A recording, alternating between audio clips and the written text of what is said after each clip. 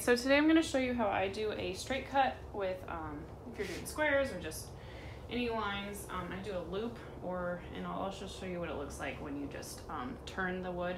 This is a Wen 16-inch scroll saw I got off Amazon for $100, and this board is MDF. It's a 1/2 inch.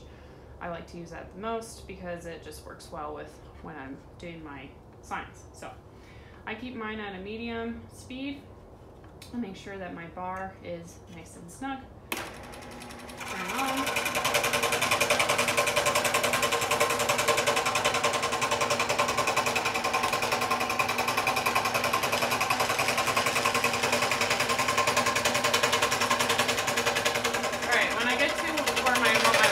I make a loop,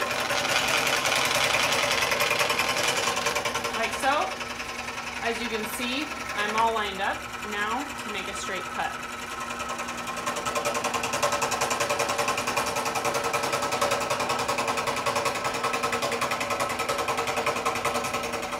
Again, turn it around.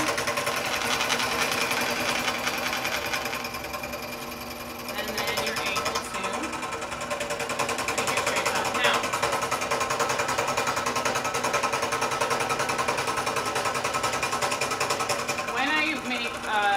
sideways cut. If I just go quickly, it'll snap into place, and then I'm able to.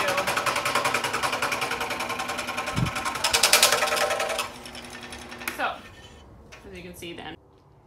Okay, so as you can see, you know, you have your nice 90-degree angle cuts right here.